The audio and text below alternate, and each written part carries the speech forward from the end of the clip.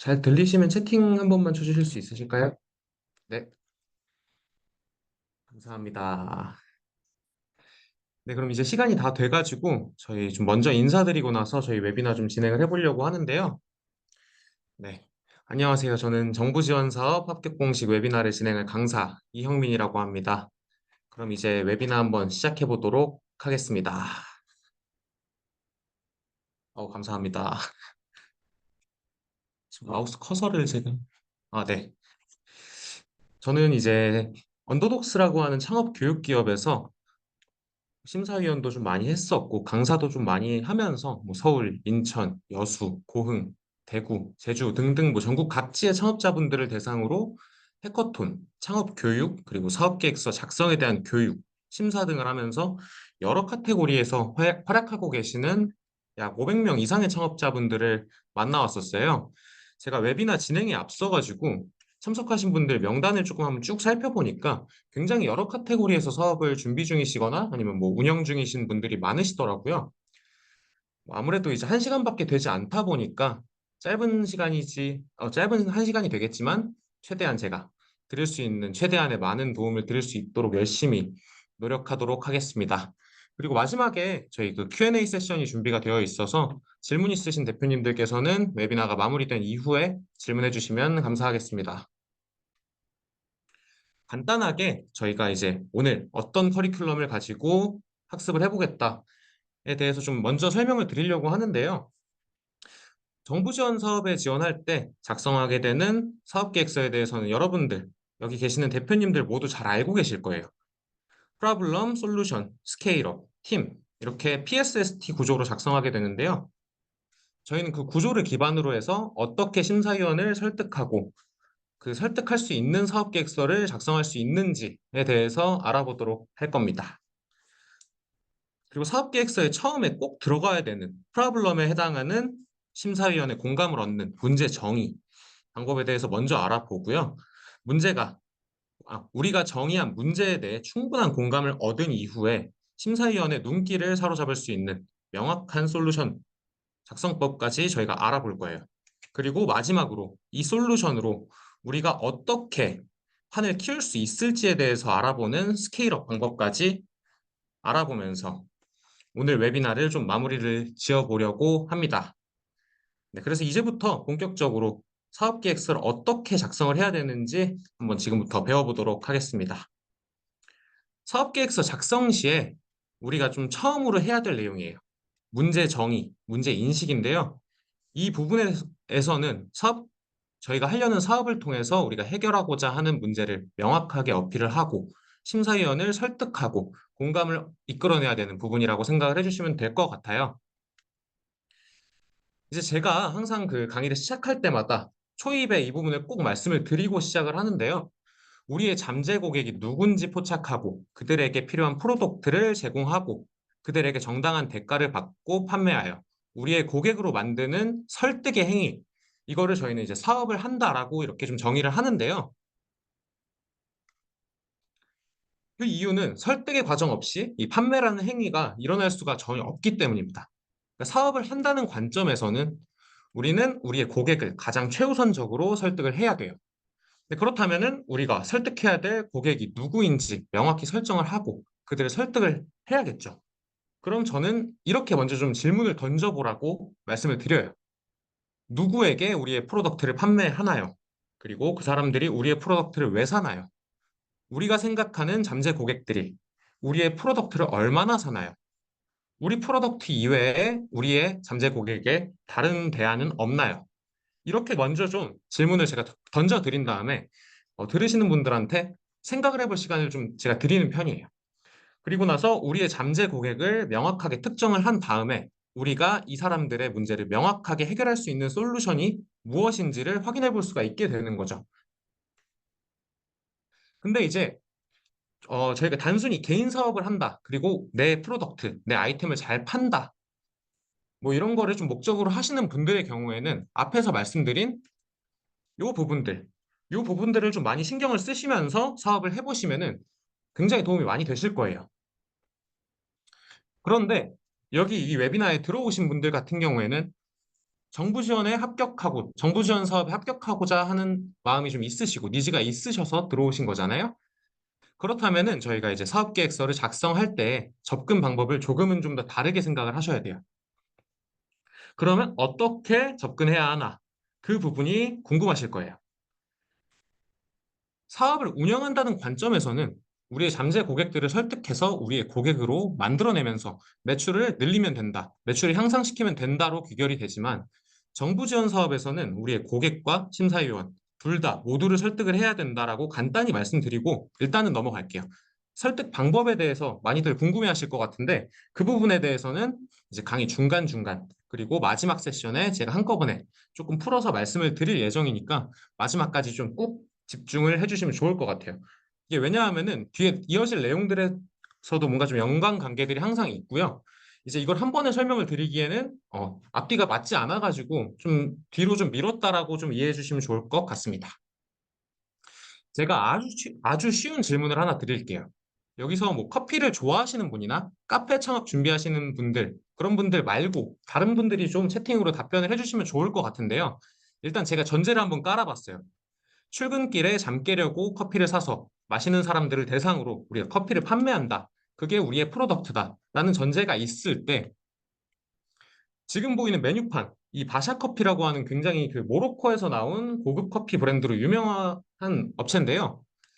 저희가 이제 커피에 대한 전문성은 전혀 없고 그냥 단순히 출근길에 잠을 깨려고 커피를 사서 마시는 사람이다라고 했을 때 이 20만 원짜리 테이크아웃 커피를 구매를 하실 건가요? 아니면 지금 화면에 보이는 이 메모드 커피, 그러니까 저가형 대용량 커피를 구매하실 건가요?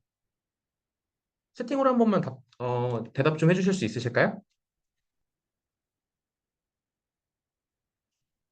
네, 지금 보니까 말씀해주신 분들은 전부 다 후자를 얘기를 해주시고 대다수가 이제 이 대용량 커피를 구매할 거라고 말씀을 해주시고 계시는데요. 물론 이 아까 전에 봤던 이 20만 원짜리 커피, 파라이소 골드 커피, 브라질 이렇게 적혀 있는데 이 20만 원짜리 커피를 구매한다, 그리고 판매를 한다라는 것이 뭐 틀렸다는 건 아닙니다. 근데 여기서 제가 말씀드리고 싶은 거는 우리 제품에 기꺼이 돈을 낼 사람이 누구인지를 파악하는 것이 굉장히 중요하다라는 겁니다. 만약 우리가 그 출근을 하는 직장인이 아니라 진짜 정말 상상도 하지 못할 부자들을 타겟으로 어떤 럭셔리함, 그리고 프라이빗한 장소 제공 등을 핵심 가치로 내세워서 사업을 한다라고 했을 때는 아까 봤던 그 바샤 커피의 20만 원짜리 커피, 한 잔에 20만 원 하는 커피가 충분히 작용할 수 있겠죠. 근데 제가 앞서 말씀드렸던 전제는 이런 부자들을 타겟으로 하는 게 아니라 단순히 출근길에 잠 깨려고 커피를 사서 마시는 사람이다 라고 제가 말씀을 드렸죠. 그렇다고 했을 때 이 아이템이 맞지 않았다라고 말씀을 드릴 수 있어요. 이거를 저희는 이제 사업적인 용어로는 이제 프로덕트 마켓핏이 맞지 않았다라고 표현을 합니다. 그래서 사업을 할 때도 정부 지원 사업에서도 이런 프로덕트 마켓핏이 맞는 솔루션, 이걸 도출해내야 된다. 이런 게 굉장히 중요하다라고 생각을 해주시면 좋을 것 같고요. 이 점 유의하셔가지고 문제 인식 그리고 그 이후 솔루션 제시 부분에서 유의해서 작성을 한번 해주시면 사업 계획서 작성하시는데 큰 도움이 될 것 같습니다. 그리고 아까 전에 그 우리가 같이 살펴봤던 그 20만 원짜리 커피를요, 이 유튜버 보겸님이라는 분께서 사드셨다라고 하더라고요. 근데 이분께서 맛에 대해서 평가를 하시길 메가커피 조금 옅은 맛이에요 라고 표현을 하고 계시죠. 근데 이분의 경우에는 유튜브 컨텐츠를 제작하기 위해서 이 커피를 사드셨지만 일상 속에서는 이 커피를 사드실 분은 아니라고 이제 판단을 할 수가 있겠죠. 일상 속에선 이 커피를 사드실 분이 아니기 때문에 이런 경우에는 우리가 적절치 못한 고객에게 도달했다라고 볼 수 있어요. 그러니까 그런 경우에는 지금처럼 뭐 컨텐츠라던가 뭐 어떤 일회성 구매까지는 이렇게 이어질 수 있겠지만 사업의 지속 가능성과 고용 창출, 고용 안정성을 중요하게 생각하는 정부 지원 사업에 지원을 할 때는 이런 방향성을 설정을 하는 건 좋지 못하겠죠. 여기서 말씀드릴 수 있는 거는 정부 지원 사업에서 합격하기 위해서는 명확한 고객 타겟팅이 굉장히 중요한 부분이기 때문에 문제 정의 부분이 이제 굉장히 중요한 포인트다라고 말씀을 드릴 수가 있을 것 같아요. 또 이제 많은 창업가분들이 사업 계획서를 작성을 하실 때 하시는 실수 중에 이런 것들도 있어요. 제가 조금 극단적인 예시를 들고 오기는 했어요. 근데 이번에도 마찬가지로 전제는 커피를 출근을 하면서 잠 깨려고 사시는 분들이다. 그런 분들이 타겟으로 그런 분들을 타겟으로 잡고 나서 커피를 판매한다라고 생각을 해주시면 좋을 것 같아요. 그러니까 이분 같은 경우는 이렇게 말씀을 하고 계시죠. 우리 커피는 자메이카 블루 마운틴 원두를 사용을 했고 원두 로스팅 시의 열분의 과정에서 자사만의 비법으로 원두를 분쇄하는 순간 감귤류의 선명한 향미를 느낄 수 있고 남부 이탈리아에서 특별한 시즌에만 맛볼 수 있는 달콤하면서 산미가 있는 뭐 되게 딱 봐도 복잡하고 그러니까 누가 봐도 좋아 보이기는 하지만은 출근길에 빨리 커피를 사고 가셔야 되는 분들한테 후킹 포인트로 작용하기에는 조금 모자라다라고 그리고 이렇게 뭔가 좀 워킹할 것 같지 않다라고 생각이 드실 거예요. 혹시 출근길에 안 그래도 바빠갖고 빨리 출근을 해야 되는데 이 커피를 꼭 사고 가야겠다 하시는 분들 혹시 계신가요?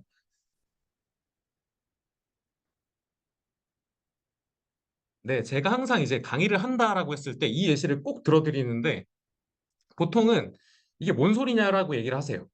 그래서 일단 우리가 그 직장 출근길에 커피를 사는 분들을 타겟으로 했을 때는 이런 멘트보다는 이렇게 뭐 10시 이전에 커피를 구매하면 무료로 샷을 추가해 드립니다. 그리고 커피 주문 시 2분 내로 커피를 내려드려요.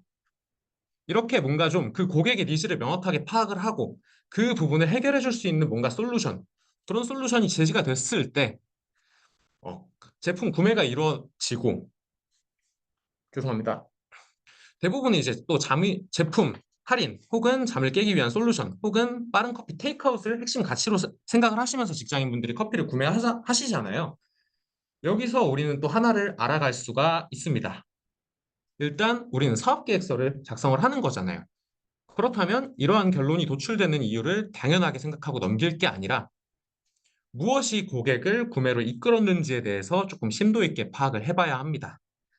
여기 웨비나에 참석하신 대표님들 개개인은 각자가 하려는 사업에 대한 인지가 누구보다 잘 되어 계실 거예요. 근데 하지만 우리가 설득해야 될 대상은 고객과 심사위원입니다. 먼저 고객을 설득할 때에는 우리만 아는 언어가 아닌 최대한 친절한 언어를 사용해서 고객에게 우리의 아이템을 명확하게 인지시키는 것이 굉장히 중요합니다.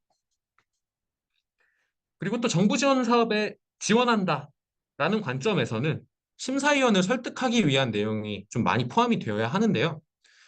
그런데 많은 분들께서 착각하시는 것들 중에 하나가 심사위원분들이 모든 사업에 대한 이해도가 높을 거라고 생각을 하세요. 근데 저도 심사위원을 했었고 다른 심사위원분들과 같이 뭐 식사 자리 그리고 뭐 커피를 마시는 자리 그런 자리들이 굉장히 많았는데요.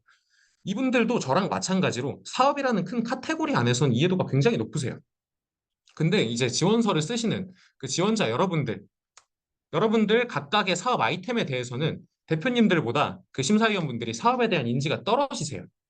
때문에 우리 아이템이 어떤 점이 특별하고 어떤 점이 좋다라고 아까 전에 그 자메이카 블루 마운틴 커피 뭐 향미 막 이런 거 얘기를 하면서 되게 상세하게 기록을 하면서 어필하는 것보다 우리의 아이템을 바탕으로 이제 실제 고객을 검증을 하고 그 검증된 데이터를 그 수치화해서 근거로 제시해 주시면은 심사위원을 설득할 수 있다라고 생각을 해주시면 좋을 것 같습니다.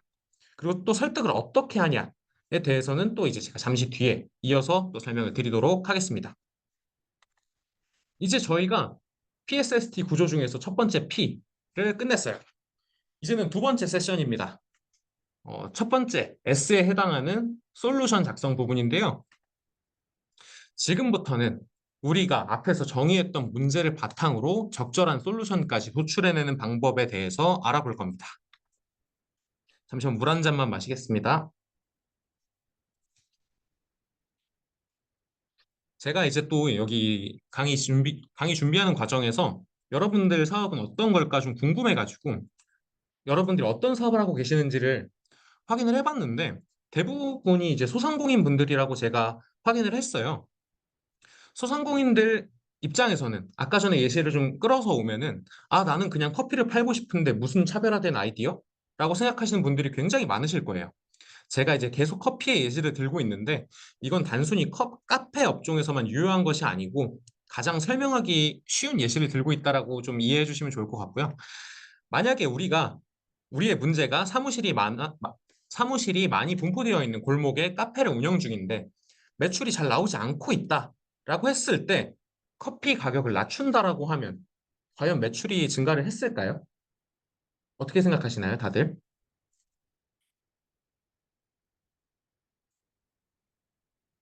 채팅 한 번씩만 쳐주실 수 있나요?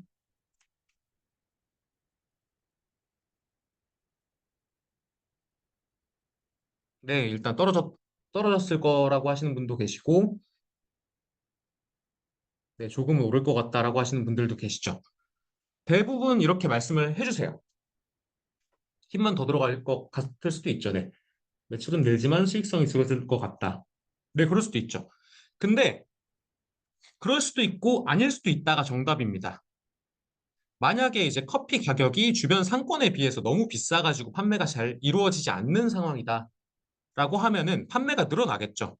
근데 가격이 문제가 아니라 맛이 원인이었다던가 아니면 영업장 인근에 위치한 사무실들, 그 내에 커피 머신이나 아니면 산에 카페가 있다? 라는 게 원인이었다라고 하면은 가격을 낮춘다라고 하는 거에서 판매량 증가라는 그런 결과가 나타나진 않겠죠. 그래서 우리는 고객이 겪고 있는 문제와 그 발생 원인, 그리고 더 나아가서는 그 원인의 근본 원인까지 다 뜯어보는 과정들이 필수적으로 좀 필요한데요. 그래서 우리는 그 근본 원인까지 좀 파헤친 다음에 우리만의 솔루션을 도출해내야 된다라고 말씀을 드리고 싶고요. 지금부터는 이제 사업 계획서에서 굉장히 중요한 부분에 대해서 한번 배워볼 거예요. 이 부분은 이제 작성을 하시면서도 꼭 들어가야 되는 과정이다라고 말씀을 드릴 수 있을 것 같은데 이 MVP가 뭐냐에 대해서는 알고 계신 분들도 있고 모르시는 분들도 계실 거예요. 이 MVP라는 개념은 에릭 리스의 린 스타트업이라는 책에서 처음으로 나온 개념인데요. 미니멈 바이어블 프로덕트의 약자로 최소 기능 제품이라는 뜻입니다. 이제 제가 교육을 많이 다니다 보니까 MVP를 만든다는 것까지는 많은 분들이 인지를 하고 계신다는 거를 제가 파악을 했어요. 근데 우리 같은 소상공인이 무슨 MVP야? 라고 생각하시는 분들도 생각보다 굉장히 많으시더라고요. 그래서 이 말씀 먼저 드리고 설명을 좀 이어서 드리면 좋을 것 같아요. MVP의 목적은 최소 비용으로 최단 기간 내에 우리의 제품을 검증하고 피드백을 통해서 완성도 높은 프로덕트로 나아가기 위함으로 생각을 해주시면 좋을 것 같아요. MVP를 제작하는 방법에 대해서도 굉장히 많은 것들이 있습니다. 흔히들 생각하시는 것처럼 뭐 제품을 만들어 보시는 것도 MVP의 방법이고요. 제품 판매 아니면 포커스 그룹 인터뷰라고 해가지고 이것도 뒤에서 설명을 한번 드릴 건데요. 포커스 그룹 인터뷰, 크라우드 펀딩, 스토리보드, 제품 소개서, 서비스 소개서 등등도 이제 MVP의 종류 중에 하나다라고 생각을 해주시면 조금 더 이해하시기 쉬울 것 같아요. 아무래도 이제 소상공인 분들이다 보니까 우리는 MVP 만들 그런 시간이나 비용적인 여력이 되지 않아요. 라고 할 수도 있을 것 같아서 제가 그런 분들은 어떻게 MVP를 제작을 하고 검증을 해야 되는지를 제 말씀을 드릴 거예요. 일단 저희 웨비나에서는 크라우드 펀딩, 포커스 그룹 인터뷰, A/B 테스트에 대해서 설명을 좀 먼저 드려볼까 합니다. 아무래도 소상공인 분들이 제일 많이 사용하시는 방법들이세요. 그래서 이 세 가지를 먼저 준비를 해봤고요. 가장 먼저 크라우드 펀딩입니다.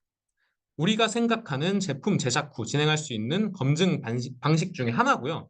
아무래도 이제 제품 제작이 들어가야 한다라는 전제가 깔리다 보니까 비용적인 측면에서는 조금 부담을 느끼시는 분들도 계실 수도 있어요. 근데 이제 만약에 제품이 있다라고 했을 때는 이런 와디즈, 텀블벅, 아이디어스 등이 이제 크라우드 펀딩 플랫폼, 이런 크라우드 펀딩 플랫폼을 이용을 해 보시면은 구매자들이 제품 사용 이후에 제품에 대한 피드백을 전달해주는 문화가 좀 잘 정착이 되어 있습니다. 그렇기 때문에 저희가 이제 제품 판매 혹은 뭐 간편식 등의 비즈니스를 해보려고 하시는 분들, 그런 대표님들의 경우에는 이런 플랫폼들을 사용을 하셔가지고 우리 제품을 직접 업로드 그리고 판매까지 해보시고 고객의 직접적인 반응을 살펴볼 수 있다는 장점이 있고요. 그 다음은 포커스 그룹 인터뷰입니다. 이게 뭘까라고 생각하시는 분들도 생각보다 많았는데 포커스 그룹 인터뷰는 우리의 프로덕트에 맞는 그 사용자 그룹, 그러니까 우리 제품을 사용할 것 같은 사람들 아니면은 그 제품을 사용한 경험이 있는 사람들, 특정 연령대, 우리가 타겟하는 특정 연령대나 그 관심사 등을 설정한 다음에 그들을 모아둬서 그 분들을 대상으로 인터뷰를 진행을 하면서 우리의 아이디어를 검증하는 그런 과정인데요. 우리 제품과 비슷한 카테고리의 제품을 소비하는 사람들을 모아서 우리의 제품에 대한 반응을 확인하는 과정입니다. 그렇기 때문에 인터뷰에 참여한 사람들의 생각, 감정, 이유에 대한 서술적 데이터를 확인할 수 있다는 장점이 있지만 조금 단점이라고 하면은 사람마다 조금 다른 성향도 다르고 생각도 다르고 하다 보니까 조금은 정성적인 면이 있다라는 측면이 좀 단점으로 작용할 수는 있습니다. 마지막으로는 이제 A/B 테스트라는 건데요. 우리 제품과 비교 제품군을 가지고 아니면은 우리 제품 내에서도 어떤 걸 가지고 프로덕트를 만들어낼까를 고민하시는 분들도 계시잖아요. 이 A 제품이 나을까? 아니면 B 제품이 나을까? 고민하시는 분들도 계시는데 그런 제품들, 비교 제품군들을 가지고 우리 제품을 구매할 것 같은 그 잠재 고객으로 생각하고 있는 그 타겟들을 대상으로 직접 검증을 해보는 거예요. 그 수단이 온라인에서 뭐 구글 폼 형식으로 받아가지고 검증을 해보는 것도 될 수도 있고요. 그게 아니면은 우리 제품을 구매할 사람들이 있는 장소에 직접 가서 영업을 한다고들 하죠. 그 오프라인에서 만약에 여러분들이라면은 이 제품과 이 제품 사이에서 어떤 걸 구매하실 것 같으세요? 라고 물어보시면서 그거를 이제 좀 데이터화 시키는 그런 것들이 이제 A/B 테스트라고 생각을 해주시면 좋을 것 같아요. 그런데 MVP 검증이 되었냐고 하면은 우린 제품 기반 비즈니스를 하는 게 아닌데 어떻게 MVP 검증을 하나요? 우리는 검증을 위해서 제품을 제작할 여력이 안 되는데 어떻게 검증을 해야 하나요? 라고 이야기하시는 분들도 꽤 많아요. 그래서 제가 아까 전에 말씀드렸던 서비스 속에서, 상품 속에서, 스토리보드 이런 거를 그럴 때 사용하시면 굉장히 좋습니다. 가장 먼저 이 서비스 속에서의 경우에는 서비스 비즈니스를 하시려는 분들께 굉장히 적합한 MVP 방식입니다. 우리 서비스의 뭐 개요, 이용 방법, 가격, 타겟 고객 등을 담아서 우리 서비스는 이런 서비스예요. 이렇게 보여주시면서 이런 서비스가 있으면은 뭐 비용은 어느 정도까지 지불할 의향이 있으신가요? 사용을 하실 건가요? 주변에 추천하실 의향이 있으신가요? 등등의 의사를 확인을 한 다음에 그걸 또 다 데이터화를 시키셔야 돼요. 거기까지가 이제 서비스 소개서를 통한 MVP 검증 방식이다라고 생각을 해주시면 좋을 것 같고요. 그 다음은 상품 소개서입니다. 상품 소개서의 경우에는 제품 비즈니스를 하시려는 분들에게 굉장히 유효하게 작용을 하는 MVP 방법이다라고 말씀을 드릴 수가 있을 것 같아요. 뭐 제품의 대략적인 이미지, 품명, 판매가, 제품 구성 등 제품에 대한 정보를 담아내 고객으로 하여금 당장에 제품이 없어도 제품에 대한 피드백을 받을 수 있는 MVP 방법이라고 생각을 해주시면 좋을 것 같은데요. 여기 그 상품 사진, 이미지라고 된 부분에 뭐 제품 사진을 촬영을 해갖고 넣으실 필요는 없으세요. 대표님들께서 생각하시는 뭐 그 제품의 설계도라던가 아니면은 대략적인 뭐 이미지들을 수기로 직접 그려주셔도 되고요. 뭐 요즘에 AI 이미지 같은 것도 굉장히 잘 되어 있잖아요. 이제 그렇게 AI로 만들어내셔가지고 여기다가 붙여 넣으시는 것도 MVP로는 굉장히 유효하게 작용을 합니다. 마지막으로는 이제 스토리보드인데요. 스토리보드는 이제 제가 화면에 띄워서 보여드리고 있는 거는 에어비앤비의 스토리보드 MVP 과정인데요. 서비스, 아무래도 이제 에어비앤비에서 사용을 했다라고 하니까 서비스 비즈니스에서만 사용하는 방식으로 인지를 하고 계시는 분들도 계세요. 근데 이건 서비스에만 국한되는 게 아니라 서비스, 제품 양쪽에 모두 유효한 MVP 방식이라고 생각을 해주시면 좋을 것 같습니다. 이 스토리보드는 고객이 우리의 프로덕트를 처음 접하고 프로덕트를 사용하고 어떤 지점에서 만족감을 느끼고 어떤 경험을 할 수 있는지에 대해서 전체적인 그 전이맵을 보여주는 그 사용 경험들을 담아낼 수 있는 굉장히 효과적인 MVP 방식이라고 말씀을 드릴 수가 있을 것 같고요. 이것도 마찬가지로 우리 제품, 우리 서비스를 한번 이렇게 쭉 그려보시면서 우리가 어떤 지점에서 고객에게 다가가고 어떤 지점에서 고객에게 판매까지 하고 어디에서 만족을 하고 이런 부분들을 담아가지고 실제로 고객한테 검증을 해본 다음에 이것도 마찬가지로 데이터화를 해서 사업계획서에다가 우리는 이런 검증들을 했어요. 근데 어떤 반응을 얻어냈고 그 부분들을 이제 담아주시면 됩니다. 근데 말씀드린 방식들 중에서 아까 전에 뭐 서비스 소개서도 있었고 스토리보드, 상품 소개서, 뭐 A/B 테스트, 포커스 그룹 인터뷰 뭐 등등 굉장히 많았죠. 그 방식들 중에서 대표님들 각각한테 가장 적절하다고 생각하시는 그 MVP 방식을 통해서 MVP를 한번 제작을 해보신 다음에 검증 과정까지 거치시고 검증 과정에서 받은 피드백을 바탕으로 상품성을 개선한 제품을 만들어 나가는 그 빌드 메저 런 과정이라고 하는데요. 이 과정들을 충분히 다 거치신 다음에 고객들에게 받은 피드백을 바탕으로 상품성을 개선한 제품을 꾸준히 만들어 나가시는 과정들을 거치시면서 더 나은 제품들을 만든 그런 프로덕트를 상품 사업 계획서에다가 담아주시면 된다. 라고 생각을 해주시면 좋을 것 같습니다. 그래서 이제 사업계획서 내에도 우리는 어떤 MVP 테스트를 진행을 해 보았고, 몇 명을 대상으로 어떤 테스트를 진행을 해 보았고, 어떤 인사이트를 얻었는지, 인사이트를 바탕으로 아이템을 개선하고, 개선된 아이템은 어떤 긍정적인 피드백을 받았는지, 어떤 부정적인 피드백을 받았지만 이 부분을 개선하는 프로덕트로 수정을 했는지를 이제 사업계획서 내에서 어필해 주시면 되는데요. MVP 과정을 통해서 정량적인 데이터와 함께 그 사업계획서 내에서 제품을 소개해 주시게 된다면 심사를 하는 심사위원들의 입장에서는 대표님들의 아이템에 대한 인지가 아무래도 심사위원분들은 떨어지시니까 사업 아이템에 대해서 사업성이 있다고 느끼시지 못한다고 하더라도 실제 우리 제품이 판매되게 될 그 고객들을 대상으로 검증 과정을 충분히 거쳤기 때문에 아, 그렇구나. 난 솔직히 잘 모르겠는데 잠재 고객들이 이런 제품이 있었으면 산다고 하네? 라고 하면서 설득을 당하게 되시는 거죠. 이렇게 우리가 심사위원들을 설득하기 위해서 MVP 과정을 충분히 거쳐야 된다라고 생각을 해주시면 좋을 것 같습니다.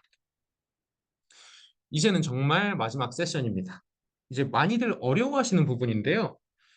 이게 이제 스케일업 파트라고 해서 우리가 뭐 이제 스케일업 파트라고 해가지고 제가 만나봤던 창업자분들은 이 부분을 좀 많이들 어려워하셨어요. 제일 어려워가지고 그 순간에 조시는 분들도 계셨고 그냥 나가시는 분들도 계시더라고요.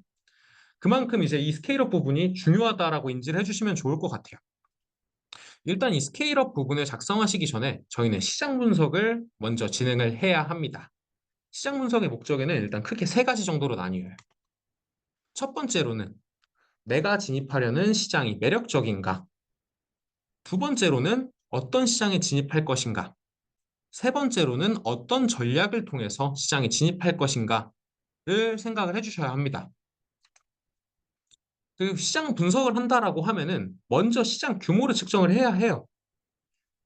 그 이유는 사업을 전개하려고 하는 시장에 어느 정도의 돈이 돌고 있고 그런 부분들을 인지를 하셔야지 우리가 얼마를 벌 수 있을지를 예측할 수 있기 때문인데요. 시장의 규모는 보통 이제 전체 시장이라고 하는 탐, 유효 시장이라고 하는 셈, 그리고 수익 시장이라고 하는 쏨의 세 가지 형태로 구분을 합니다. 이제 전체 시장을 의미를 하는 탐 같은 경우에는 제품 서비스의 카테고리 영역을 모두 포함하는 가장 큰 시장을 의미를 하고요. 유효 시장이라고 하는 셈은 초기 서비스 핵심 시장을 장악한 후에 3에서 5년 이내에 진입할 수 있는 시장을 이야기를 합니다. 수익 시장을 얘기하는 쏨은 현실적으로 우리가 사업을 시작하고 나서 1, 2년 내로 목표할 수 있는 시장을 이야기를 하는데요. 그래서 탐샘 쏨 접근 방식에서는 제일 아래 쏨에서부터 탐으로 올라간다라고 생각을 해주시면 좋을 것 같고요. 이제 쏨은 가장 중요한 시장이다라고 생각해 주시면 좋을 것 같아요. 그 이유는 이제 초기에 저희가 고객을 유치하지 못한다라고 하면은 더 큰 시장으로 접근하기가 좀 어렵다라고 이제 심사위원분들이 판단을 하시기 때문에 이 쏨 부분에다가 힘을 좀 굉장히 많이 주셔야 돼요. 제가 여러분들이 이해를 돕기 위해서 예시를 하나 가져와 봤는데요. 실제로 제가 교육을 통해서 만났던 팀이었고 실제로 투자 유치까지도 받으신 팀이에요. 비건 땅콩 버터를 만드는 빈크런치라는 회사의 대표님이신데요. 이 대표님 같은 경우에는 시장 분석을 이런 식으로 진행을 해주셨어요. 국내 땅콩 버터 시장을 이제 이 수익 시장이라고 쏨이라고 잡아주셨고요. 국내 땅콩 버터 시장을 잡은 이후에는 내가 세계 피넛 버터 시장을 잡겠다. 그 이후에는 세계 땅콩 식품 시장으로 나아가겠다. 이렇게 시장에서 사업을 확장하겠다라고 하시면서 회사의 현재와 미래에 대해서 좀 표현을 해주셨어요. 그런데 잘 보시면은 아까 그 뒤에서 봤던, 이전에 봤던 것과, 죄송합니다. 여기서 봤던 거랑은 다르게 숫자들이 굉장히 많아요. 여기 숫자들이 굉장히 많은데, 혹시 이 숫자들 무슨 의미인지는 다들 알고 계신가요? 네, 이제 제가 한번 설명을 드릴게요. 이 지점이 설득을 하는 과정에서는 굉장히 중요한 지점인데요. 우리가 진입하려고 하는 이 시장의 파이가 굉장히 크다. 내가 사업을 제대로 못해서 사업이 망할 수는 있어도 시장 규모라는 외부 요인으로 인해서 사업이 제대로 굴러가지 않을 일은 없다라는 부분을 어필하는 부분이에요. 그래서 이제 수익 시장은 최소 100억 정도 이상의 시장은 잡아주시는 게 좋습니다. 물론 그렇게까지 안 하셔도 된다라고 말씀을 드릴 수 있을 것 같기는 한데 심사위원분들 입장에서는 아무래도 정부 지원금을 집행을 하시는 분들이잖아요. 그러다 보니까 최대한 큰 규모의 시장을 잡으려고 하시는 사업자분들을 도와주려고 하시는 경우들이 굉장히 많으세요. 그 이유라고 했을 때 왜 하필이면 100억이냐라고 하면은 100억에서 그러니까 처음에 이제 이 수익 시장에서 사업을 좀 안정적으로 운영을 한다. 좀 사업을 잘 한다라고 했을 때 그 시장의 1%에서 2% 정도의 매출을 낸다라고 설명을 드릴 수가 있는데 100억에서 1, 2%라고 하면은 1억에서 2억밖에 되지 않아요. 그런다라고 했을 때 1, 2억 매출 나온 거 가지고 그 사업을 운영을 하고 직원들 월급도 주고 이 매출 가지고 사업 운영도 하고 했을 때는 굉장히 부족한 자금입니다. 그렇기 때문에 초기 서비스 핵심 시장, 이 쏨 같은 경우에는 최소 한 100억 이상의 시장을 잡아주시는 게 좋다라고 말씀을 드리고 싶습니다. 또 우리가 진입하려는 시장이 얼마나 매력적인 시장인지 명확한 근거를 제시하면서 설득을 하는 방법을 배워보셨어요. 아까 전에 뭐 어떻게 시장을 잡아야 되고 얼마 이상의 시장을 잡아야 되고 이런 내용들을 배워보셨는데 이제 여기서 끝을 내시면 안 돼요. 우리가 진입하려는 시장이 매력적인지에 대해서 충분히 어필이 되었고 우리가 진입하려는 시장 안에서 돌고 있는 자금이 충분하다라고 하더라도 당장의 미래를 보장하기에는 조금 어려움이 있습니다. 그래서 우리가 진입하려는 시장이 충분히 성장 여력이 있다는 점을 어필하기 위한 부분이라고 생각을 해주시면 되는데요. 예를 들어가지고 구글에 에듀테크 시장 규모라고 검색을 하게 되면은 사진에 보이는 것과 같이 2030년도에는 8천억 달러 규모의 시장으로 성장할 것이다 라고 추정하는 그래프가 나오게 됩니다. 이런 식으로 우리가 진입하려는 시장이 앞으로도 이렇게 꾸준히 성장하는 시장이다 라는 내용이 어필되어야 하는 부분이에요. 근데 여기 잘 보시면은 2025년에서 2030년 넘어가는 그 사이에 CAGR이라는 게 14.64%로 표시가 되고 있어요. 그래서 이 CAGR이 뭐야? 라고 생각을 하시는 분들이 계실 수도 있어요. 그래서 이제 그 부분을 한번 설명을 드리려고 하는데요. 이 CAGR이라는 거는 컴파운드 애뉴얼 그로스 레이트의 약자로 연평균 성장률을 나타내는 말이에요. 우리가 이 CAGR을 확인함으로써 보통 3에서 5년 동안 시장의 성장률을 알 수 있게 됩니다. 우리가 진입하려는 시장이 끊임없이 성장하는 시장이다 라는 내용을 어필하기 위해서 굉장히 중요하게 사용되는 자료인데요. 시장 성장률을 나타내는 데이터가 검색을 통해 나오는 경우도 있지만 그렇지 않은 경우들도 굉장히 더 많습니다. 오히려 더 많아요. 그럴 때 손 놓고 있으면 되냐? 그건 절대 아닙니다. 나오지 않으면 우리가 계산을 통해서라도 추정을 해내야겠죠. 그 CAGR을 계산하는 방법을 그래서 제가 지금 좀 알려드리려고 하는데요. CAGR은 최초 연도의 값분의 마지막 연도의 값의 비교 기간 분의 1승 마이너스 1이라는 공식 안에서 우리가 가지고 있는 근데 이렇게만 딱 들었을 때는 굉장히 어렵잖아요. 그래갖고 저는 사실 이 연평균 성장률 CAGR 같은 경우에는 직접 계산을 해본 적이 없어요. 이게 사실 뭐 네이버라던가 구글 같은 데다가 검색을 해보신다던가 아니면 요새 막 GPT 이런 거 잘 나와 있잖아요. 그런 데다가 우리 데이터들을 충분히 넣어주고 이 연평균 성장률 CAGR 구해줘 라고 하면은 충분히 잘 구해줍니다. 그래서 일단은 제가 이 식을 알려드린 이유는 이런 게 꼭 필요하다. 이런 과정으로 계산이 된다라는 걸 좀 말씀을 드리고 싶어갖고 말씀드렸던 거였고 대표님들께서는 이제 사업계획서에 이 부분 담으실 때는 그냥 편하게 검색도 해보시고 GPT에다가 대입도 해보시고 하면서 작성을 해주시면 좋을 것 같습니다. 그리고 위에 말씀드린 시장이 성장하고 있다는 데이터와 더불어서 이제 우리가 진입하려는 시장이 이 정도로 매력적이다라는 부분을 어필해 주시는 것도 굉장히 좋은데요. 이것 같은 경우에는 굉장히 직관적이고 쉬워요. 이게 제가 에듀테크라고 구글에다 검색한 내용인데요. 이게 이틀 전에 입력을 해갖고 제가 넣어놓은 데이터예요. 우리가 진입하려는 시장의 키워드를 네이버나 구글 등에 검색을 하신 다음에 최근 일자 기준으로 뉴스들을 리스트업을 하세요. 그리고 스크린샷을 찍으시는 거예요. 그리고 이 시장이 현재의 트렌드에 이렇게 적합하고 앞으로도 성장할 수 있는 여력이 충분하고 이런 내용들을 스케일업 부분에다 같이 좀 담아주시는 게 굉장히 도움이 됩니다.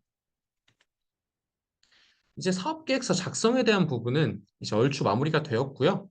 이제부터는 정부 지원 사업의 평가 항목에 대해서 좀 알려드리려고 해요. 아무래도 이 부분이 좀 많이들 궁금하실 것 같기도 한데 저희가 이제 사업계획서의 종류도 굉장히 많잖아요.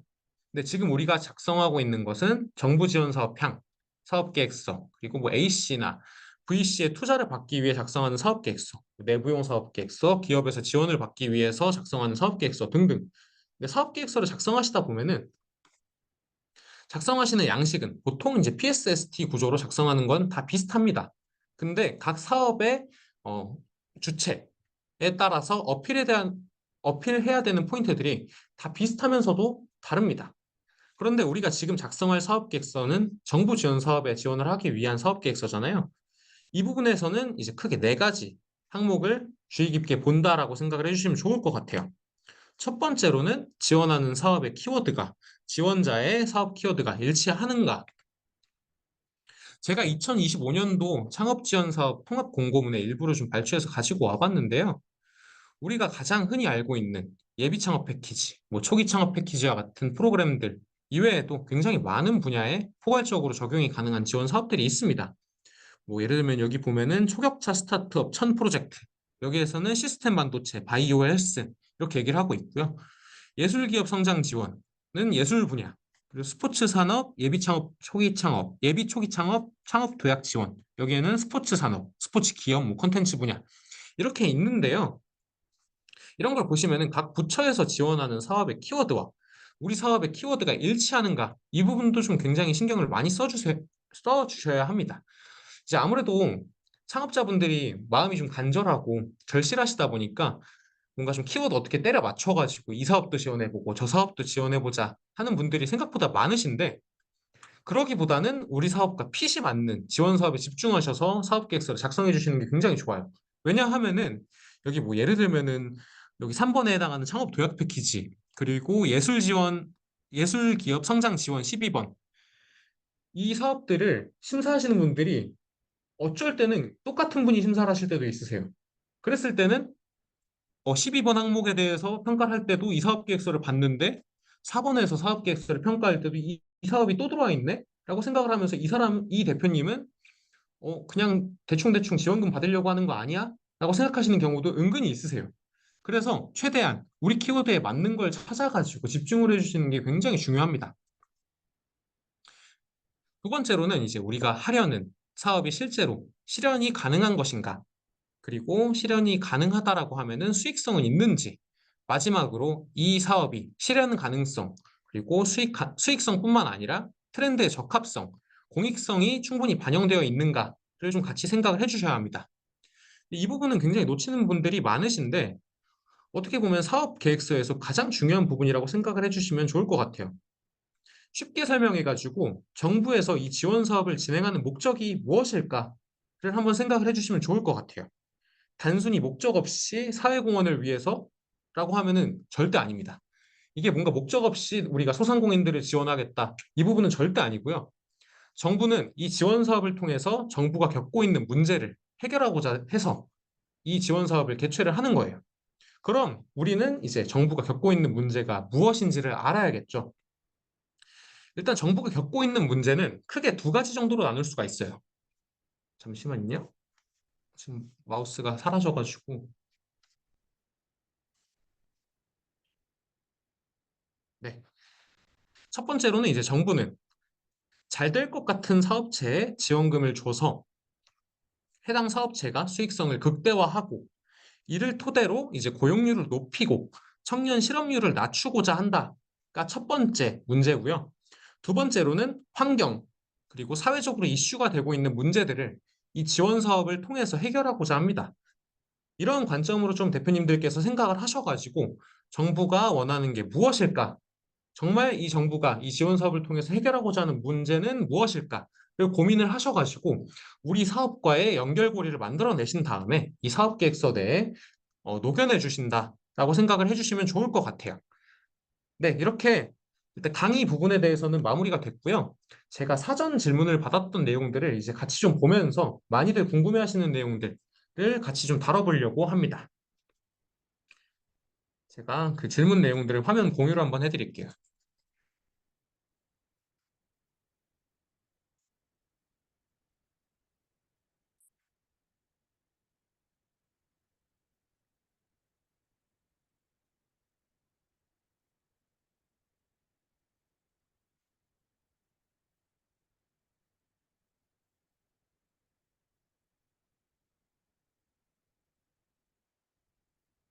네.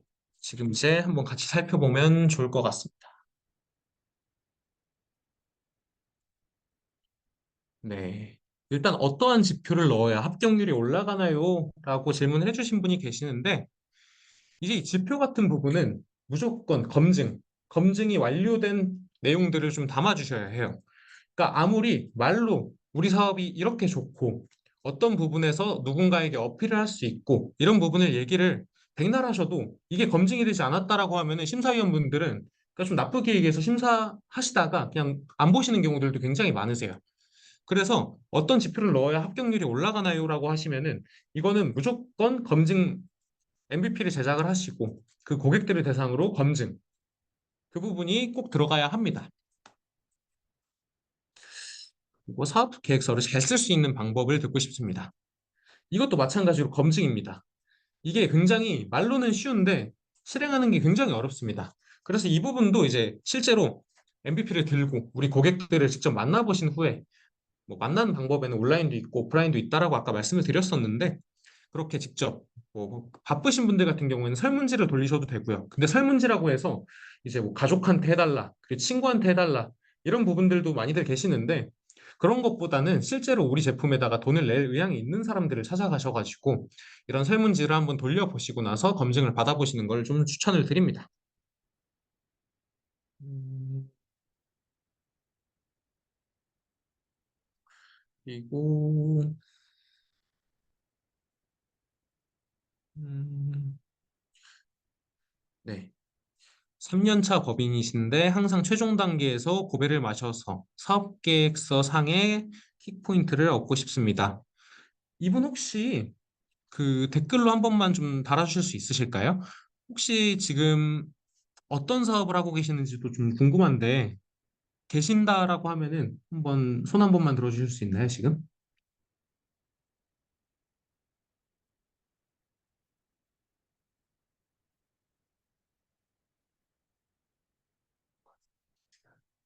네, 지금 일단 그럼 올라오는 댓글부터 한번 읽어드릴게요. 실업률을 개선할 수 있다는 점을 어떻게 어필할 수 있을까요? 제 사업이 크게 인력이 필요하지 않다면요.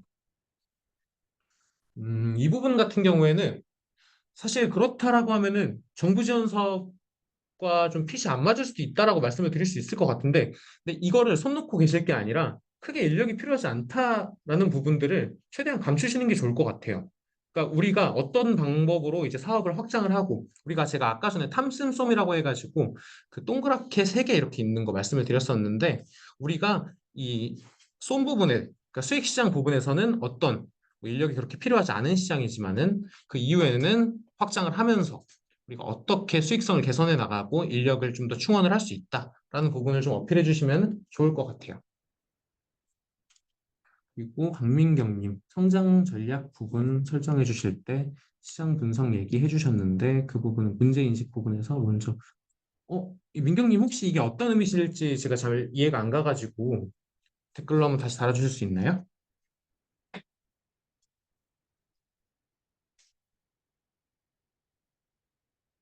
네, 시장 규모요.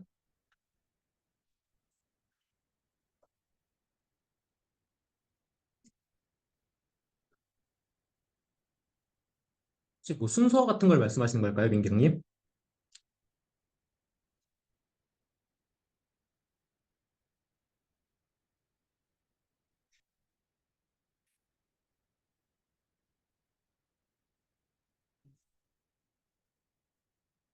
근데 이제 그 시장 규모 같은 경우에는 이제 뭐 문제 인식에서 얘기를 하고 시작하는 경우들도 계시는데 저 같은 경우에는 그런 것보다는 처음에는 이제 우리가 해결하고자 하는 문제가 뭔지를 좀 명확하게 파악을 하신 다음에 그 사회적 배경을 좀 먼저 설명을 하라고 사업계획서 내에 그 사회적 배경을 먼저 담아내라고 말씀을 드리고요. 그 다음에 스케일업 부분에서 이제 시장 규모가 얼마나 큰지에 대해서 어필하는 걸 조금 더 추천드리는 편이에요. 그리고 제이관님, 예비 창업자의 경우 사업자도 없고 아이디어 상태인데 검증이 너무 멀게 느껴집니다. 검증은 어디까지 준비해야 할까요? 이 예비 창업자분 같은 경우에도 이 검증이라고 했을 때 좀 뭔가 어렵다라고 생각하시는 부분 충분히 공감은 하는데요. 근데 이게 사업을 한다라고 했을 때 사업은 사실 검증의 연속입니다. 뭐 대기업도 마찬가지고요. 스타트업들도 마찬가지고 모두 다 이제 모든 사업들에 대해서 검증을 한 다음에 이 사업에 좀 더 딥다이브를 할지 말지를 좀 더 판단하는 경우들이 굉장히 많아요. 그러다 보니까 이제 뭔가 예비 창업자라고 해서 뭔가 금전적인 부분 때문에 검증을 좀 어려워한다, 망설이게 된다라고 하시면은 아까 말씀드렸던 스토리보드, 뭐 서비스 속에서, 상품 속에서 대표님께서 생각하고 계시는 그 프로덕트를 시각화하셔가지고 직접 뭐 검증이라고 해서 판매를 해봐라 이런 게 아니고 그 의향만 물어봐 주시는 것도 충분히 검증에 영향을 미치거든요. 그래서 그런 식으로 한번 접근을 해보시는 것도 좋을 것 같아요. 심루카님, 직접 고용이 아니라 크라우드 소싱식으로 이용자들의 수익 창출 방법 제시도 매력 포인트가 될까요? 어, 제가 이 제품이 뭔지를 제대로 인지는 못해가지고 이거는 말씀드리기가 조금 조심스럽기는 한데요. 크라우드 소싱으로 해가지고 그 이용자들이 수익 창출을 한다라는 게 저는 사실 잘 이해는 안 가거든요. 이게 프로덕트가 뭔지를 이해를 하면 될 것 같은데 위시캣이 잠시만요. 제가 위시캣을 한번 검색을 해보겠습니다. 아, 위시캣 같은 서비스다. 라고 했을 때 근데 당장에 이제 그 사회적인 배경도 굉장히 중요한데 당장에는 이 사업에서 돈이 벌린다는 걸 어필을 해주셔야 돼요. 그러다 보니까 이제 말씀해 주셨던 게 이제 막 그 루카님께서 말씀해 주신 내용 같은 경우에는 어, 시장 규모가 굉장히 중요할 것 같아요. 당장에 이제 눈앞에 보이는 수익보다는 뭔가 좀 미래를 본다라는 관점에서 우리가 어디까지 확장할 수 있는지 그 확장성을 좀 어필해 주시면 좋을 것 같습니다. 그리고 지수님, 실제로 선정되면 MVP 제작한 걸 추가로 검증하나요? 아, 네, 이것도 제가 이따가 잠깐 말씀을 드리려고 했었는데, 이제 실제로 선정이 되면은 지원금이 나오게 돼요. 근데 그 지원금을 대표님들께서 소진을 하셔야 돼요. 근데 그 소진이라고 했을 때 대표님의 임금으로 소진할 수는 없고요. 그 지원금을 가지고 어떤 프로덕트를 만들어 보게끔, 그리고 우리 사업을 조금 더 엑셀러레이팅 할 수 있는 자금으로 생각을 해주시면 되는데, 그 과정에서는 우리가 뭐 아까 전에 스토리보드나 서비스 속에서 이런 식으로 검증을 하셨다라고 하면은 거기서 검증한 데이터를 바탕으로 그 서비스 속에서에 있는 제품을 직접 프로덕트로 만들어 주시면서 이제 좀 더 딥하게 검증을 할 수 있는 환경이 마련된다라고 생각을 해주시면 될 것 같습니다.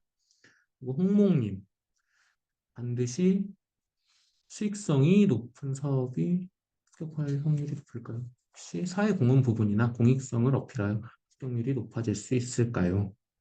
사실 이 부분도 굉장히 중요한 부분 중에 하나기는 한데요. 수익성도 일단은 가장 먼저 중요는 합니다. 근데 사회공헌 그리고 공익성을 어필한다라고 했을 때는 이게 사회성이나 뭐 공익성만 있다라고 해서 어필이 되지는 않습니다. 안타깝게도 이제 물론 이제 사회공헌 부분이라던가 공익성도 정부 지원 사업의 굉장히 큰 꼭지 중에 하나예요. 근데 이것만 있다, 그리고 수익성이 없다라고 했을 때는 조금 어렵습니다. 그래서 우리 사업 내에서 어떻게 수익성을 찾아갈 수 있을지를 생각을 해주셔야 돼요. 아까도 말씀을 드렸다시피 이 사업의 지속 가능성, 고용 안정성, 그리고 청년 실업률 해결 이런 게 굉장히 중요한 지점들이다 보니까 수익이 나오지 않는 사업에 대해서는 조금 지원을 꺼리실 수도 있습니다. 팀원이 없는데 문제가 될까요? 팀원이 없는 건 그렇게 문제가 되진 않습니다. 처음에 이제 예창패라던가 뭐 초창패 이런 거는 팀원이 없이 참여하시는 분들도 굉장히 많으세요. 근데 이제 PSST 구조 중에서 제가 그 팀 부분만 좀 다루질 않았는데 그 팀 같은 경우에는 뭐 최대한 이제 대표님들의 업력이라던가 경력이라던가 이렇게 이 일을 잘 수행해낼 수 있는 사람이다라는 부분을 어필해 주시게 되는데 그 부분에서 팀원들이 있다라고 했을 때 그 전문성이 있는 팀원들이 있다라고 했을 때 가산점을 받게 되는 거지 팀원이 없다라고 해가지고 뭐 떨어진다던가 이런 부분들은 전혀 없습니다. 패션 브랜드 사업자를 내고 현재 공장에서 제품 생산 중이다. 패션 브랜드들이 기 어렵다. 아, 그 제가 교육했던 대표님 중에서 패션 브랜드, 스포츠웨어 브랜드를 하시는 분이 계셨는데 그분은 합격을 하셨거든요. 근데 그분 같은 경우에는 패션 브랜드를 합격을 시킨 그거 솔루션을 제가 한번 여쭤봤었어요. 그랬더니만은 그분은 리사이클, 그 원단이라던가 그런 그런 원자재에서 뭔가 좀 사회 공헌적인 측면들을 찾으셨더라고요. 그래서 그런 사례들 좀 참고를 해보시면서 우리는 어떻게 사회 공헌이라던가 뭐 정부의 문제들을 해결해 줄 수 있을까? 그런 부분을 생각을 해주시면 좋을 것 같습니다. 작년에 신사업 창안 사업을 통해 창업했습니다. 사업자는 9월에 냈는데 오픈해서 매출이. 화영님은 혹시 어떤 아이템을 하고 계신가요?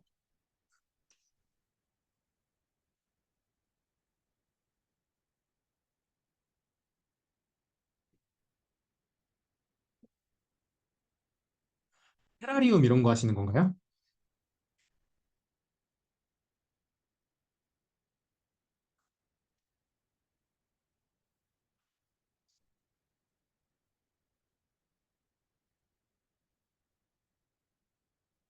혹시 화영님 테라리움 이런 거 하시는 걸까요?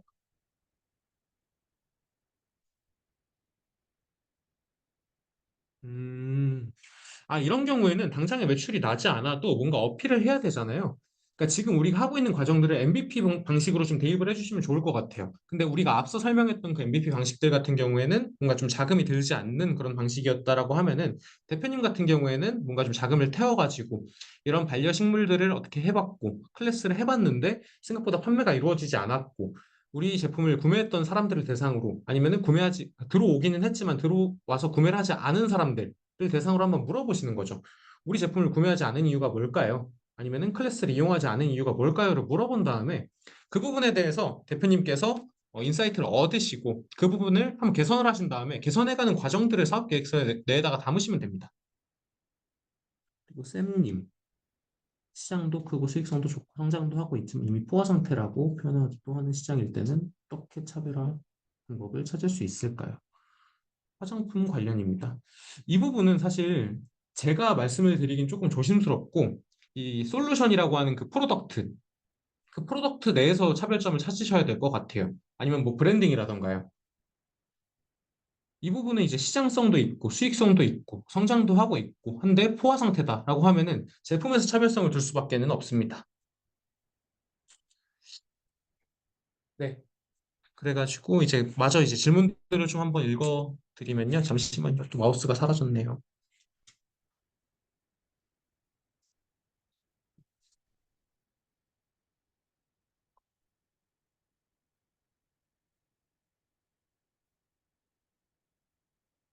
죄송합니다. 마우스가 사라져서요.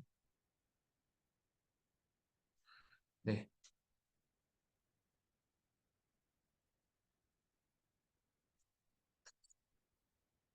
그리고 평범한 사업 계획의 포인트를 찾는 방법, 그리고 핵심 내용, 가독성 표현 방법. 이 가독성 같은 경우에는 최대한 글들보다는 시각화된 도표들이라던가 그림들을 좀 많이 사용해 주시면 좋아요.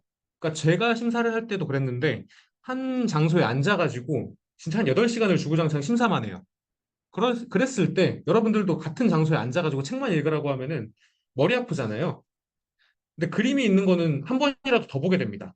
조금이라도 궁금해서라도 한 번 더 보게 돼요. 그래서 그러니까 무조건 우리 사업이 너무 좋다라는 걸 어필하기 위해서 글들만 좀 쭉 다열하시는 것보다는 그림들 같은 거라던가 뭐 도표라던가 이런 부분들 좀 사용하셔가지고 사용하시면 좋을 것 같고요. 설문조사나 인터뷰 같은 경우 최소 어느 정도의 정보를 모아야 하나요? 이거는 사실 정답은 없습니다. 많으면 많을수록 좋은데 제가 뭐 직접 교육한 거는 아닌데 제가 언더독스라는 회사에서 창업 교육을 했을 때 그 리튼 테크놀로지스라고 하는 회사가 언더독스에서 교육을 받아가지고 성장한 회사더라고요. 근데 이제 그 리튼 테크놀로지스를 교육한 담당자분한테 제가 직접 여쭤봤었어요. 이분들은 검증을 어떻게 했길래 이렇게 성장을 잘했냐? 라고 한번 물어보니까 일주일을 딱 시간을 줬대요. 검증을 해볼 시간을 딱 일주일을 줬는데 인터뷰를 400명을 해왔대요. 그러면서 이제 데이터를 이만큼 많이 만들어 오신 거예요. 그래가지고 뭔가 뭐 적게 만들어 왔다. 인터뷰 내용들을 뭐 10개밖에 안 만들어 왔다. 라고 해서 그게 잘못된 거는 아니고요. 뭔가 그분들이 되게 유난히 좀 그런 검증에 진심이셨던 거죠.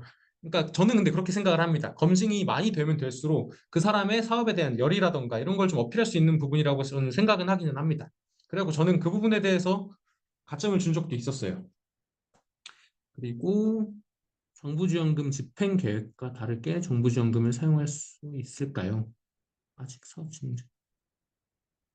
이런 부분은 그 사업 운영하시는 담당자분들한테 한번 여쭤보셔야 될 것 같아요. 심사위원분들은 이 부분까지는 신경을 잘 쓰지는 않거든요. 그러다 보니까 이 부분은 이제 그 지원하시는 담당 주체들, 거기 운영진한테 한번 연락을 해보시면서 물어보시는 게 좀 더 확실할 것 같습니다. 그리고 평범한 사업 계획의 포인트를 찾는 방법. 이 부분은 마찬가지로 검증이라고밖에 말씀을 못 드릴 것 같고요. 그리고 사업계획서 작성 시 어떤 내용이 꼭 들어가야 하나요? 이건 PSST 구조 아까 전에 말씀드렸던 대로만 좀 작성을 해주시면 좋을 것 같습니다.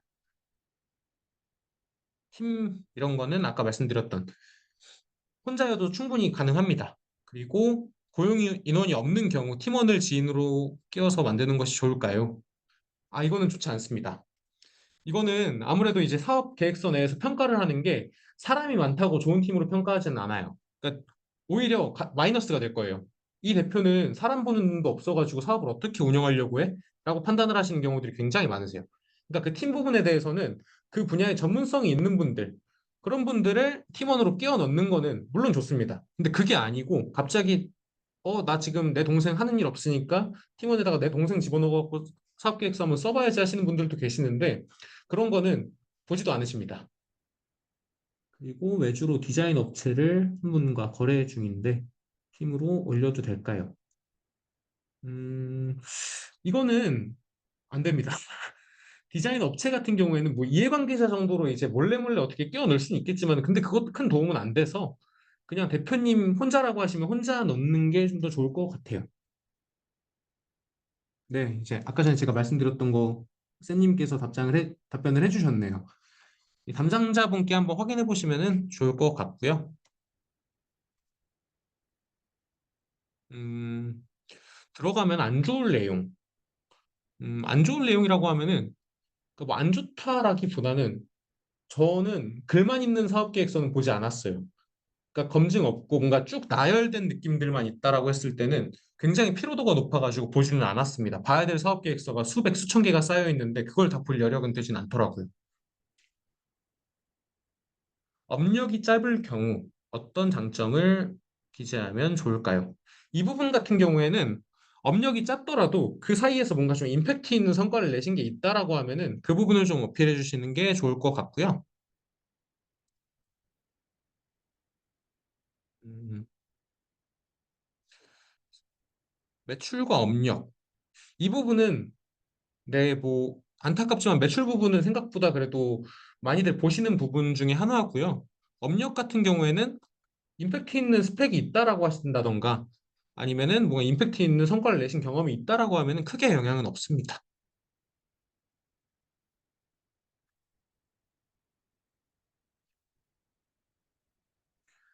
아, 짧게 쓰는 거. 저는 최대한 맞춰 쓰는 게 좋다라고 말씀드릴 수 있을 것 같아요. 짧게 쓰는 거는 너무 성의 없어 보이고요. 장수가 넘어가면은 오히려 이 사업자가 이 사업에 대한 인사이트가 없어 보여요. 그러니까 뭔가 본인 사업도 본인이 축약해서 설명하지 못할 정도로 그렇게 전문성은 없어 보여요. 너무 길거나 짧은 게 둘 다 같은 맥락으로 보입니다. 음,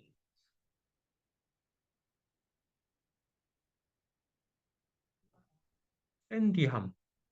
이 트렌디함 같은 경우에는 좀 가독성 부분을 좀 많이 생각을 해주시면 좋을 것 같아요. 그러니까 여기서 사실 사업계획서 내에서 나이 같은 게 좀 드러나는 경우가 굉장히 많습니다. 좀 연령대가 있으신 분들은 뭐 예를 들어서 뭐 테라리움 가지고 사업을 한다라고 하는데 80대 분이 사업을 한다라고 하면 솔직히 그것도 좀 트렌드에 맞진 않아 보이잖아요. 그 사업을 잘 운영할 수 있을지에 대해서 조금 의구심이 들잖아요. 그러다 보니까 그 좀 연령대가 있으신 분들은 줄글을 좀 많이 쓰시는 편이세요. 그리고 연령대가 좀 낮으시거나 하신 분들은 글이나 도표를 좀 많이 사용을 하시는데 그런 데서도 약간 좀 인지 부조화가 오면은 넘기는 경우들이 종종 있습니다. 네, 쌤님 그 말 정확히 맞습니다. 그리고 지수님, 저도 작년 말에 창업을 해서 매출은 별로 없는 상태인데 창업이 늦어 애초에 본격적으로 판매 활동을 못했던 상황이었거든요. 이 상황에서도 판매가 안 된 이유를 근데 이거는 무조건 찾으셔야 돼요. 그러니까 기창업자 같은 경우에는 기존 사업에서 인사이트가 있으시다. 그러니까 사업이 잘 됐든 잘 되지 않았든 인사이트가 있다라고 하면 회고하는 과정들이 사업계획서 내에는 꼭 들어가야 돼요. 그래서 이제 이 회고한 거를 바탕으로 우리가 사업을 어떻게 발전시킬지를 좀 포함을 시켜 주셔야 되고요. 음,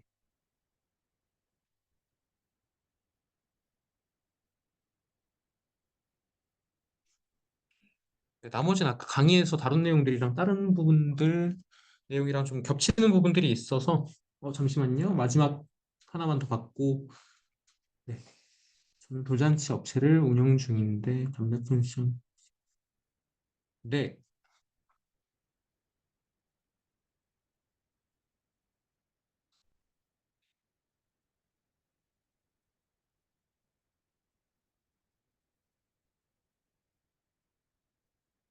잠시만요.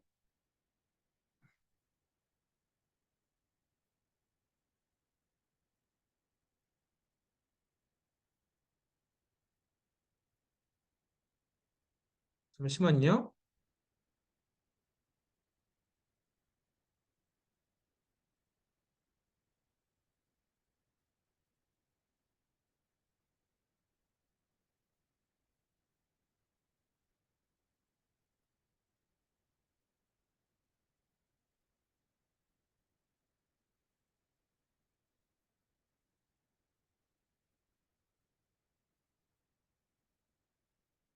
사업의 결이 다른 것 어떻게 어필을 하냐? 이거는 시장 확장 전략에서 좀 나타내 주시면 좋을 것 같아요. 네, 그렇죠. 그러니까 뭔가 우리가 답례품 시장의 가능성을 보고 핸드워시를 제작한다라고 했을 때 답례품 시장에서 우리가 어떤 인사이트를 얻어냈는데 여기서 고객들이 이런 것도 이런 쪽으로도 관심이 있고 저런 쪽으로도 관심이 있다. 그래서 우리가 이 핸드워시 부분으로 나가려고 한다라고 그 앞뒤만 좀 맥락을 맞추시면 돼요. 네, 그리고 나서 이제 질문 시간이 거의 다 마무리가 돼가지고 뭐 몇 가지 말씀을 좀 더 드리려고 하는데요. 지금 아무래도 좀 시간도 짧고 하다 보니까 조금 깊이 있게 다뤄드리지를 못했었는데 저희가 이제 정부 지원 사업 마스터 코칭이라 그래가지고 라우드 소싱 내에서 이제 라우드 클래스에서 이 정부 지원 사업 마스터 코칭권을 판매를 해요. 네, 그래서 이제 정부 지원 사업 이전에 조금 더 심도 있는 1대1 코칭을 받고 싶다라고 하시면은 여기 통해서 조금 이렇게 질문을 해주시면은 저희가 이번에 웨비나 참여하신 분들 대상으로는 20% 할인된 가격으로 제공을 하고 있어서 그 부분 좀 참고해 주시면 좋을 것 같고요. 그리고 너무 기쁘게도 만약에 여기서 정부 지원 사업에 선정되신 분들이 있다던가 아니면 사업을 운영하는 데 있어서 뭔가 조금 이런 어, 제작, 시공 이런 부분에 대해서 어려움이 있으신 분들이 있다라고 하면은 저희 그 라우드 메이커스라고 하는 게 있는데요. 거기 안에서 뭔가 의뢰를 한번 해보시면은 1대1 전담 매니저님이 배정이 되셔가지고 이제 상담도 하시고 견적서 전달 드리고 컨테스트 진행을 해서 뭐 제작 시공, 바품 그리고 사후 관리까지 원스톱으로 진행을 해드리는 서비스도 있으니까 한번 확인을 해주시면 좋을 것 같습니다. 그래서 저희는 이제 로고 디자인도 하고요. 간판 인테리어, 그리고 패키지 디자인 제작, 그리고 인쇄 출력, 문서 디자인, 상세 페이지 디자인, 앱, 웹 디자인 제작, 뭐 홍보 마케팅까지도 다 같이 해드리니까 관심 있으신 분들은 이 부분도 같이 확인해서 연락을 한 번씩 주시면 좋을 것 같습니다. 네, 그럼 오늘 웨비나는 여기서 마무리 지어 보도록 하겠습니다. 오늘도 좋은 하루 되시고요. 감기 조심하시면 좋을 것 같아요. 지금 날이 너무 춥더라고요. 네, 고생 많으셨습니다. 한 시간 짧지 않은 시간인데 집중해서 들어주시느라 너무 감사했습니다. 네, 좋은 하루 되세요.